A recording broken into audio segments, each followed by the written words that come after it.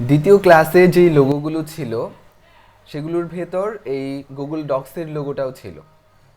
তো এগুলো সবাই করতে পারছে, কিন্তু এখানে যে কর্নারটা আছে এই কর্নারটা অনেকের কাছে আঁকাটা কঠিন মনে হচ্ছে।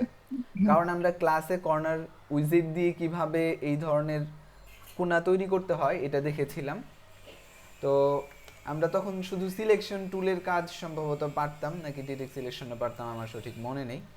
তো এটা যখন আমি যদি সিলেকশন দিয়ে করি তাহলে একটু কঠিন হয়, কিন্তু ডিরেক্ট সিলেকশন দিয়ে করলেই সহজ হয়ে যায়। যেমন দেখাই যে সিলেকশন টুল দিয়ে আমরা কিভাবে করেছিলাম।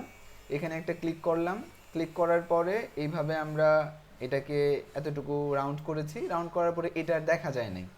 তো তারপরে কন্ট্রোল ধরা লাগছে, তখন দেখা গেছে এরপরে আমরা অল্টার ক্লিক করে এটাকে কাজ করতে পারছি। এরপরেও মাঝে মধ্যে প্রবলেম করে। দেখেন এখানে গিয়ে অল্টার ক্লিক করে এই যে মানে কাজ করতে প্রবলেম হয়।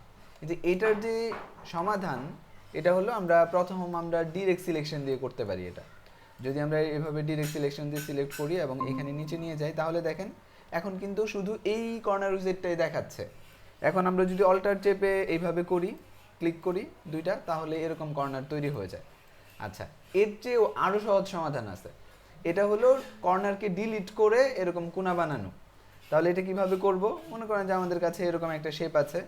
এখন আমরা শুধু ডিরেক্ট সিলেকশন দিয়ে এই কর্নারটাকে ডিলিট করে দিব। ডিলিট করলে এরকম এর মতো হবে। তখন এখানে রাইট বাটন ক্লিক করে শুধু জয়েন করে দিব। তাহলে দেখেন খুব সহজে আমরা এই কর্নারটা তৈরি করতে পারলাম। কয়েকজন এই পর্যন্ত হচ্ছে এই প্রবলেমের জন্য সাপোর্টে চলে আসছে, যার কারণে ভাবলাম যে একটা ভিডিও তৈরি করে দিই যেন আপনাদের সবার জন্য সহজ হয়। তো এতটুকুই।